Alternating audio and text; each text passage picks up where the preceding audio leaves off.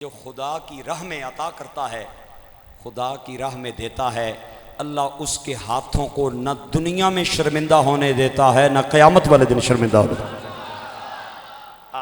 بہت اچھا سنا، بہت شکریہ۔ نہ دنیا میں نہ قیامت کے دن۔ گرامی قدر احباب، یہ دعویٰ میں نے صرف دعویٰ نہیں کیا، اس دعوے پہ میرے پاس ایک واقعہ موجود ہے۔ ایک دلیل کے طور پہ واقعہ پیش کرنا چاہتا ہوں۔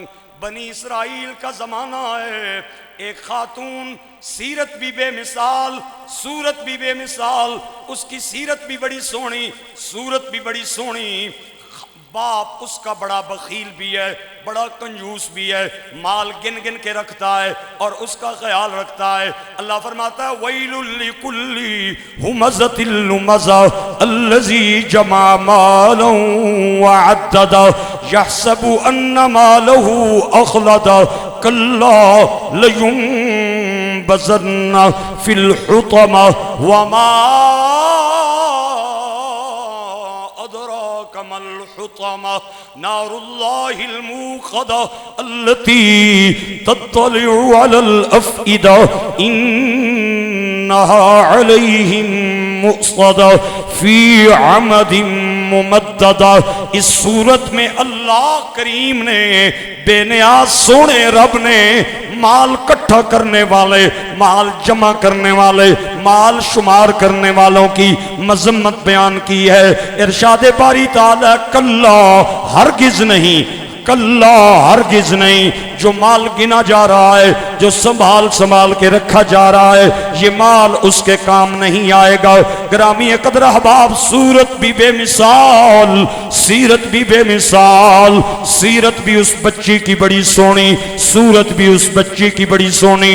18-20 سال اس بچی کی عمر، نوجوان دوشیزہ، اور باپ اتنا بخیل ہے، اتنا کنجوس ہے، ایک پائی پیسہ خدا کے نام پہ دینے کے لیے تیار نہیں ہوتا۔ ایک دن باپ گھر میں نہیں، بیٹی اپنی ماں کے ساتھ گھر کی چار دیواری میں اکیلی بیٹھی ہے۔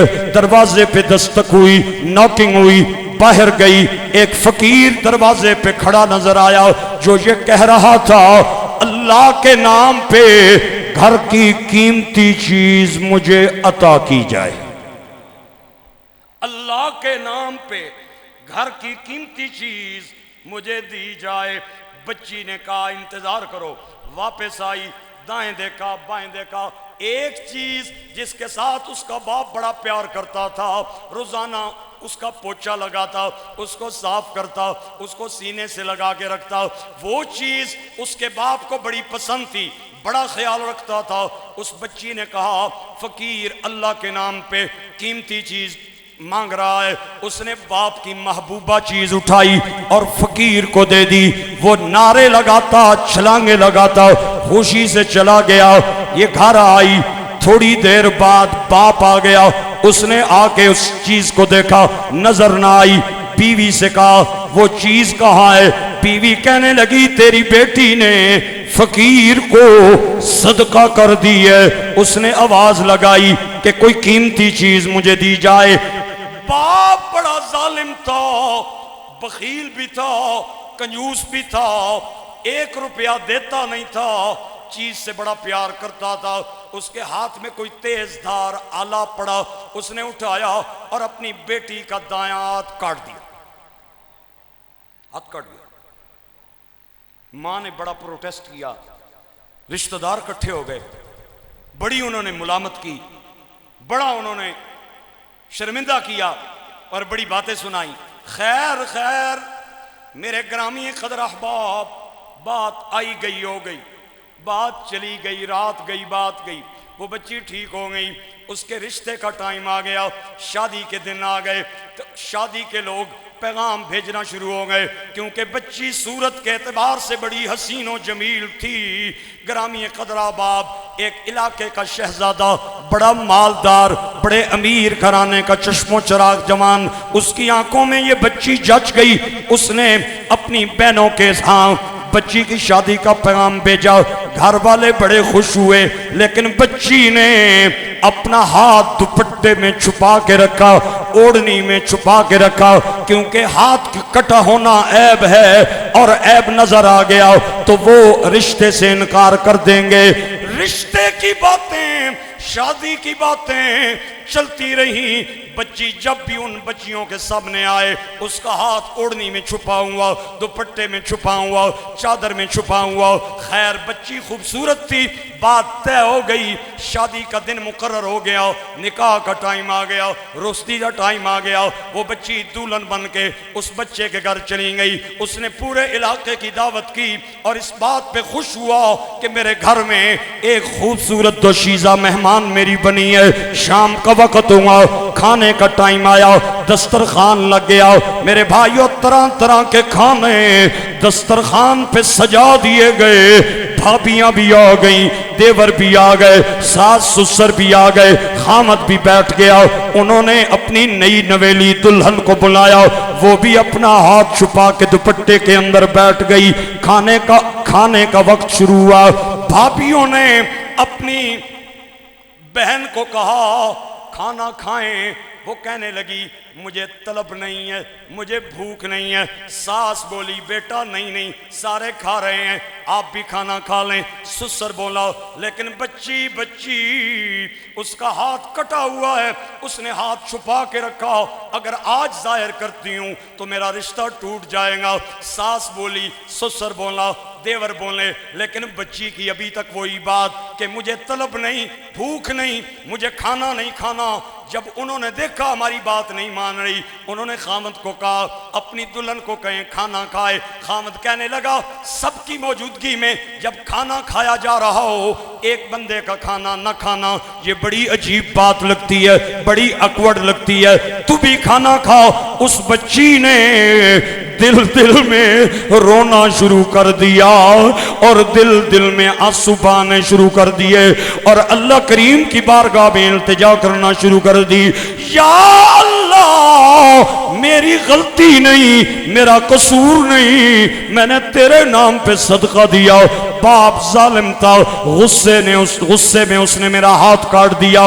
یا اللہ آج اگر میں بائیں ہاتھ سے کھاتی ہوں تو پھر بھی میرا راز کھلتا ہے، دایاں ہاتھ میرا کٹا ہوا ہے۔ مولا میرے پاس تو کوئی اختیار نہیں، اگر تو دینے پہ آ جائے تو تیرے خزانے میں کمی نہیں۔ میٹھی میٹھی میٹھی میٹھی میٹھی میٹھی ندائے رحمت اس بچی کے کان میں آئی، اللہ کی بندی گھبراؤ نہیں، کھانا کھاؤ، تیرا ہاتھ کٹا ہوا نہیں ہے، اللہ نے سلامت فرما دیا ہے۔ اس بچی نے اپنا ہاتھ ظاہر کیا، ہاتھ صحیح سلامت تھا، کھانا کھایا، لیکن بڑی حیران یہ ہاتھ مجھے واپس کیسے ملا؟ اللہ کے اس وقت کے نبی کی بارگاہ میں ساری روایات پیش کی گئی، ماجرا سنایا گیا۔ اس وقت خدا کے نبی نے جو جواب دیا عبداللہ مزروارسی آپ حضرات کو سنانا چاہتا ہے۔ ایک بار سبحان اللہ کی چھال لائے تے اگلی گل لائے، ایک باری پھر ہو جائے سبحان اللہ۔ جہاں پہ سبحان اللہ کی لوڈ شیڈنگ ہو نا وہاں پہ میرا کرنٹ بھی کمزور ہو جاتا ہے۔ لوڈ شیڈنگ نہ کیا کریں، آج کل تو لوگوں نے سولر لگوا لیا ہے، حکومت سستی کر رہی ہے بجلی، میں نے کہا جتنی مرضی سستی کر لے، اب لینی کسی نے نہیں ہے، 10 بھی کر لے 20 بھی کر لے، اب لوڈ شیڈنگ بھی ختم ہو گئی ہے۔ اور میں مبارک دیتا ہوں انشاءاللہ، امید ہے اس گرمیوں میں لوڈ شیڈنگ بجلی کی نہیں ہوگی۔ آپ نے سبحان اللہ کی لوڈ شیڈنگ کیوں کر دی ہے؟ ایک بار سبحان اللہ بولیں بلند آواز سے، میں فکرہ دینا چاہتا ہوں۔ اللہ کے نبی کی بارگاہ میں یہ ماجرا پیش کیا گیا کہ اس طرح باپ نے ہاتھ کاٹا، اس نے صدقہ دیا اور پھر شادی ہوئی، پھر اس کا ہاتھ سلامت ہوا، اس نے دعا مانگی۔ اللہ کے نبی نے فرمایا وجہ یہ ہے کہ جو ہاتھ خدا کی راہ میں عطا کرتا ہے اللہ اس ہاتھ کو نہ دنیا میں شرمندہ ہونے دیتا ہے نہ قیامت والے دن شرمندہ ہونے دے گا۔ میرے مالک تیری رضا کے لیے جان حاضر، یہ میرے مالک کے لیے جان حاضر،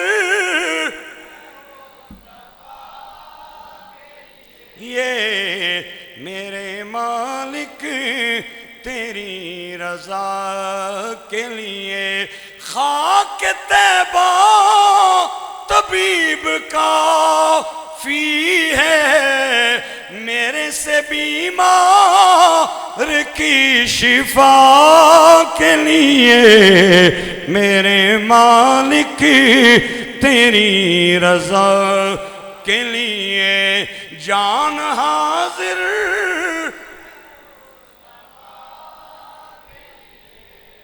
میاں صاحب فرماتے ہیں سخیاں والے مالاں والے سخی نہیں ہوں دے تسی پہ سوچنے ہو سو مولوی صاحب پنجابی تو نہیں بھول گئے اور نہ بھولیا یاد ہے اچھی سبحان مالاں والے سخی نہیں ہوں دے تے سخیاں مال نہیں ہوندا اتھے اتھے دوئیں جہانی اے سخی کنگال نہیں اتھے اتھے اے دوئیں جہانی سخی کنگال نہیں ہوندا